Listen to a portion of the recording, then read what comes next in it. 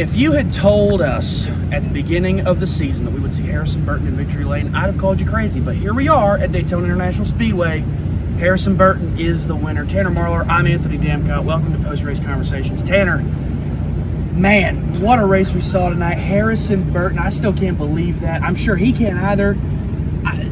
Where to begin? This is a huge win for him, 100th win for the Wood Brothers. What do you make of this? Yeah, and I want to touch on that for a second. The 100th win for Wood Brothers Racing tonight in over 1,700 entries.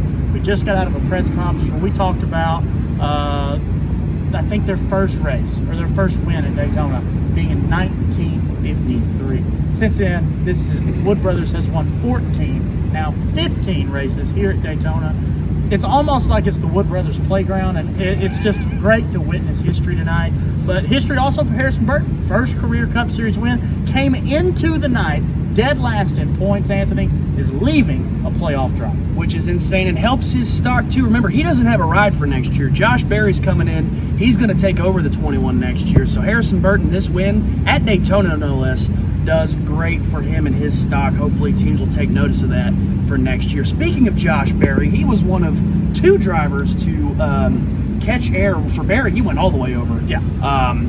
This is the third time in the Cup Series that we've seen a flip in the last 2 weeks. The fourth time in the last 2 weeks we've seen a flip in general with Kyle Sieg and Xfinity. Is there a correlation here with what's going on? I think at the moment there's a combination of a lot of factors. I think that a lot of it is now just how aerodynamic and slick the underside of these cars are. I think a lot of it, especially this week, had to do with the speed these guys are traveling at. McDowell kind of got down on the apron, so some air got up underneath his car. But Berry's flip again on a paved surface, should have been sliding no less. Then air gets under the car and sends him over. Shout out to Daytona. They actually paved that spot. So if that little patch was grass like it was last year, would have been the Ryan Preece situation all over again. And we did not want that. Berry was able to get out of the car, give a thumbs up to the crowd, which is great to see. But definitely, I think that NASCAR does have a bit of a problem here in figuring out why are these cars flipping in certain situations and how do we keep it from happening, because not everywhere has the pavement on the backstretch where it needs to be, and it's only a matter of time. It's almost like a race against the clock, really, to get that figured out. And obviously, I mean, some people will point to maybe the addition of the fin, the new aero fin in the car. Maybe that's part of the problem. I don't know.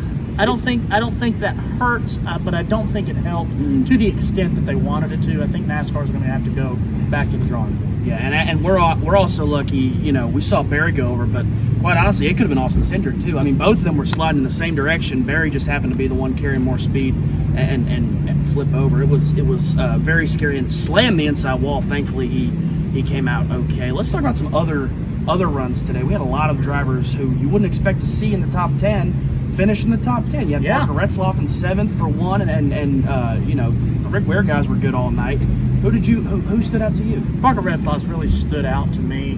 Now, granted, some people are going to give him some heat for pushing Harrison Burton to the win, but nonetheless, guy has a shot to win it.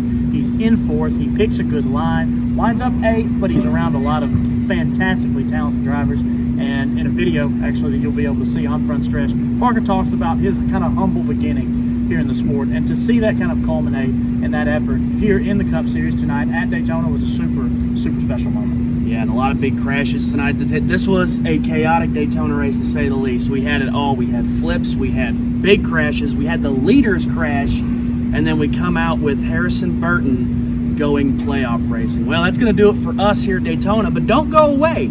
There's still more racing this weekend. We got the ARCA Menard Series and the Craftsman Truck Series on deck at Milwaukee on Sunday. Our friends Michael Massey and Steve LeFew will have all the coverage out there in America's Dairyland, I believe they call it, which Something makes like sense. that. Something like that, yeah. Like that. We are going to get out of here. It is hot.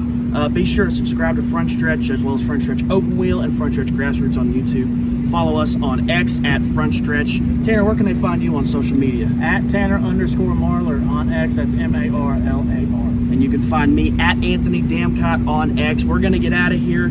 Thank you so much for following along with us at Daytona. For Tanner Marlar, I'm Anthony Damcott. Good night, and we'll see you next week from Darlington Raceway. This is Custom Patch Hats. But what makes us custom? Well, that actually begins with you. We're just bringing your unique vision to life. No knockoffs, no lookalikes. Your design is one of a kind. We know hats, we know design, and we know quality. The proof? It's in our production. Hand-stitched with precision and care, with brands you know and trust. A one-of-a-kind patch deserves a one-of-a-kind treatment, all the way to your doorstep. It's how we keep it custom. Steven Stump of Frontstretch.com here. Come back for more great racing videos, and if you like us, don't forget to hit that subscribe button.